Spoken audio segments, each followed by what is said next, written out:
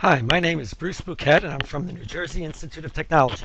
Welcome to Numerical Methods, how to use computers to solve difficult math problems.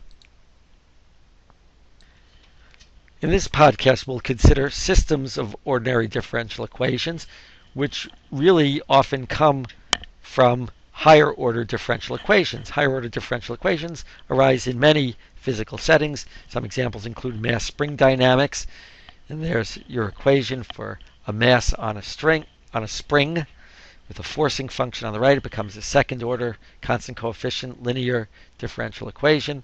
You have a very similar format for the electrical circuit equation. You may be familiar with, again, second order constant coefficient linear differential equation. And pendulum dynamics is another example. In this case, it's a nonlinear second order differential equation.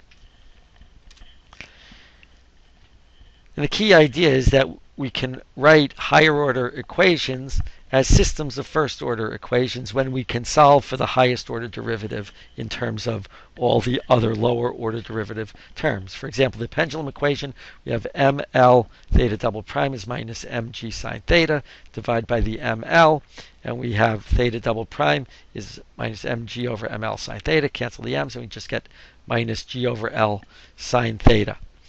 And the key idea is that we're going to write new derivatives, or write the first derivative of theta as a new variable. We'll let v equal theta prime. And we'll introduce new variables up to one less derivative than the highest derivative. So in this case, our highest derivative is a second derivative, so we're only going to introduce one variable. V is theta prime.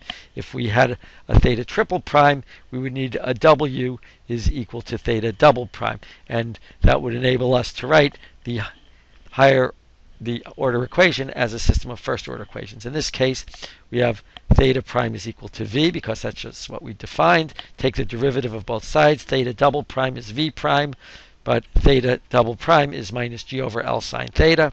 And so we can now write this as theta prime and v prime, theta prime and v prime. Theta prime is v, and v prime is minus g over l sine theta. So on the left, we have only first derivatives, and on the right, we have no derivatives at all. And that's the key to being able to use our numerical methods. Right, here's our differential equation, and applying Euler's method to that so that we could see it very easily. Euler's method tells us that the new value is equal to the old value plus h times the slope at the old value. So theta n plus 1 is equal to theta n plus h times vn. And vn plus 1 is equal to vn plus h times minus g over l sine of theta n. And we need initial conditions. We need an initial value for theta and an initial value for v. And we note that there are as many initial conditions as the order of the equation. A first order ordinary differential equation needs one initial condition. A second order differential equation needs two, the function and the first derivative at the starting value of the independent variable. In other words, you need theta naught, or theta at x naught, and you need theta prime at x naught, and we'll call that v naught. And that's how you use Euler's method. Moment of culture. Why is it that the more accuracy you demand from an interpolation function, the more expensive it becomes to compute? The answer is, that's the law of supply and demand. I'm Bruce Bouquet from the New Jersey Institute of Technology. Thanks for joining us, and may the power of math be with you.